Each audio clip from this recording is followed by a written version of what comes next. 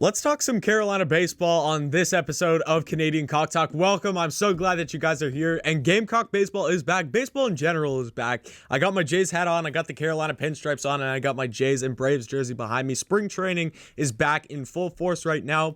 The season is going to be beginning soon for MLB.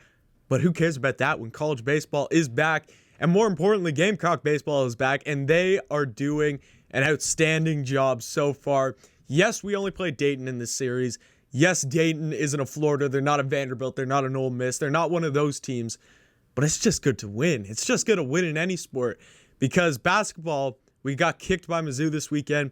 It just feels good to be back to the Gamecocks winning. It feels good to beat teams 12-1, 12-5, 5-1, whatever you want to call it. It feels good to be the commander in a game every once in a while. And we did have our close game in this series. Like, you look at Sunday's game, which I'll get into later. We were 1-1 going into the 8th. It wasn't a close game it wasn't a blowout by any stretch. It wasn't like first inning we put up 5 and then the rest of the game we just held our job on defense and our pitching did well. This was a close game, so it's good to have entertaining games, but it's also good to have some of those games where the Gamecocks, the bats come out, the bats wake up, and the pitching squad, or the pitching, whatever you want to call it, is in full force and they're really feeling their stuff. So it was a great weekend for Gamecocks baseball. I know Chris was at all 3 of the games. He has been doing an amazing job at covering all of Gamecocks baseball. So if you are interested in Carolina baseball and you want the best and most recent news as fast as possible, you are in the right place. I'm not going to say most likely from me because I'm still a recent South Carolina baseball fan. I play baseball, so I know a lot about baseball. I played baseball my whole life, but so is Chris. Chris has really dive deep into this team. He has done a phenomenal job with the podcast, with the clips, everything, the merch. The baseball content on the Spurs Up show is top notch, I tell you that. So, baseball, I didn't actually get to watch any of these games. Obviously, this is called Canadian Cock Talk. I live in Toronto, Canada. So, I'm 15 hours away from Columbia, South Carolina, a drive that is. And to get any TV station up here playing South Carolina baseball is very, very unlikely. It's not going to happen. It may never happen unless we go to the College World Series. I don't even know if we air that up here in Canada. Like, that's how much of a struggle it is. I stream the games. I try to stream the baseball game. I tried my best. I looked everywhere. I have ESPN Plus, and I just use a VPN or whatever. I needed an SEC. I needed a TV provider to be able to use SEC network on ESPN Plus, so I couldn't watch that. So I could have gave up. I could have just said, screw it. I'll just check the box score at the end of the games. But you know what? That's not what I do here. That's not what I do. I'm a loyal Gamecocks fan. I'm from Canada. I don't care how far I am. I'm going to know what happens play by play in this game. And I did what probably no 18-year-old boy would ever do nowadays because of whatever it is, technology. They're all on TikTok and Instagram and whatever. I'm obsessed with Instagram and TikTok. I had my stretch with TikTok. I'm off of it now, but I listened to every single Carolina baseball game this weekend.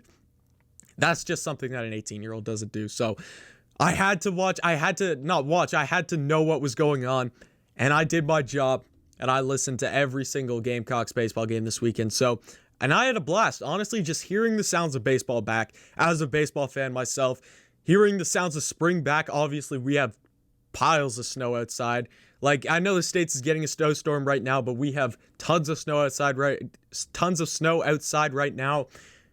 But it's good to know that spring is right around the corner and baseball is back somewhere. So listening to the games, yes, I didn't get to watch it, but listening to it, it was still pretty good. I'm not going to lie. It was still enjoyable, really, really enjoyable experience. And I got to work on some of the TSUS.store merch while listening to some of those games. More importantly, the Reapers of Soul shirts. Guys, if you want to join in with Wes Clark and Brady Allen, the Reapers of Soul gang, because we got their stamp of approval from them. We just posted the shirts yesterday, and guess who commented on them and saying that these are the best shirts ever? None other than Mr. Wes Clark and Brady Allen. Go join the gang. Go get your shirts right now. Top quality, top design, top everything. We have tons of baseball merch on here. We've really been killing it in the baseball season so far. So definitely do yourself a favor and go get your Reapers of Soul shirts out right now. Let's get into Friday's game, the first game of the season. The Gamecocks crack open the scoreboard early, and the Gamecocks win the game 12-1, and a very commanding win for the first game. Farr had an amazing game, only 1 earned run with 6 innings pitched for him. That's what you want from your starter, especially with the sluggers you got in this lineup. Yes, I know we didn't go up against Florida or whatever, but letting up 1 run, the Gamecocks most likely every single game are going to put up at least 2 runs. So that would have got you a win, hands down, just from the pitching job by far. You look at the bats, Wes Clark, man, reapers of souls. 2 home runs in this game for him. He had an amazing game. The bats really came to life for the Gamecocks in this game. It was an amazing game. Way to get your commanding win. First game out of the way in the season. Now we got to move on to Saturday where, what was it? We won the game 12-5. You have Brennan Jordan in as the pitcher for the Gamecocks in this one. He had an okay. Obviously, it wasn't as good as I'd say the other 2 starters did. He did an okay job. 4 innings pitched. You let up 3 earned runs. You have a walk to strikeout ratio of 1 exactly. Had 4 strikeouts, 4 walks. But again, I think that the Gamecocks lineup, especially against a team like Dayton, this was a serviceable enough job, and I expect him to get better as the season goes on. Like, I can't critique him too much. This is your first time pitching against a team that's not yourself, like your own guys, in a long time. The season got canceled last year. We're going to be just fine. We're going to be just fine. And then the bats in this game, you look at none other than Wes Clark again, putting one out of the ballparks. But then Braden Wimmer also had a really good game, going for 2 for 2 in this one. He also had a walk in that one. He had 2 RBIs. You look at the RBIs in this game, obviously Wes Clark goes 3 for 4, 5 RBIs. He had Brady Allen going 1 for 2, but with 2 RBIs, and he had 2 walks, 3 runs in this game. The bats came to life again in this game, in Columbia, in Founders Park, whatever you want to call it. The batting looks to be the strength of this team. We have a really solid lineup full of sluggers, guys that just want to go out and pound the ball. And Wes Clark takes home, what was it? I can't remember what it was, but he took it home like player of the weekend, player of opening series for National Baseball, something like that, or other. That's what I read, but who knows?